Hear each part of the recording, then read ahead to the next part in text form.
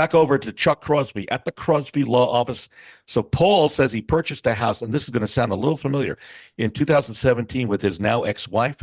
Since the divorce, he says in this email that we received that she has removed his name from the deed. But here's the rub. And Randy, you may want to jump in on this as well. Paul says he's still listed as cosigner on the loan. He said he's wondering what does he need to get his name off of the loan. So this is a sticky wicket, to say the least. Paul, yep, go ahead, Chuck. Yeah, so he came off the deed, but he didn't come off the loan, is what I'm hearing. And there's a lot of times I get that question. Hey, my ex-wife is still on. Usually the whole scenario where spouse coming off or ex-spouse coming off the deed, it's usually coupled with a refinancing of the house. If they can't refinance the house, well, coming off the deed isn't a good idea, because if you actually did co-sign or are a co-signer on that note, you will retain 100% of the liability for the loan and 0% ownership. And that's not a situation you want to find yourself in. The only way to come off that is to get the mortgage company to say, okay, but I don't know of any lenders that say okay unless you refinance it. Right. I imagine some small banks might, small town, really small banks, maybe a hard money lender, possibly.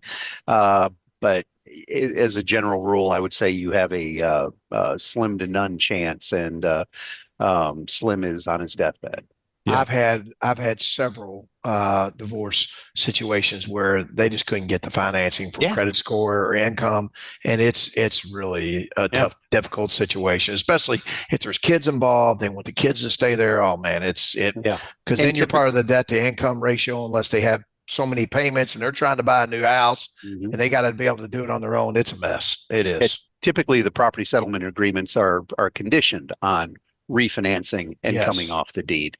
Anyhow. But the problem with that, Chuck, and this, is then they say, oh, I just want to get divorced. They're in the process of doing the refinancing, and then that goes to the wayside. And So, folks, the takeaway, correct me if I'm wrong, gentlemen, the takeaway from this conversation and this question is, if you are going to go through a divorce, and hopefully you're not, but you don't want to have the deed put into the other spouse's name until you are off the mortgage, or it should be coinciding with both. Otherwise, you're on the hook.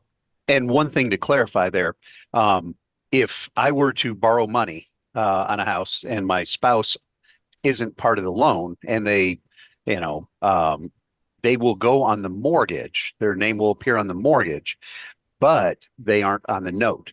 The part of the process that borrows the money is the note. If your name is on the note, you retain 100% liability for the debt. If you're only on the mortgage, well, that's a whole other ball of wax. So the thing you need to come up with is who signed the note. That's the instrument that we need to be. That's what you need to look at, not the mortgage, the note. A reminder, if you want to see a replay of this show, because this is visual as well, you can go to LouisvilleAnswers.com. That's where we reside on YouTube. It's our channel there, LouisvilleAnswers.com. And if you want to read more about our reviews, LouisvilleZillow.com or LouisvilleGoogle.com.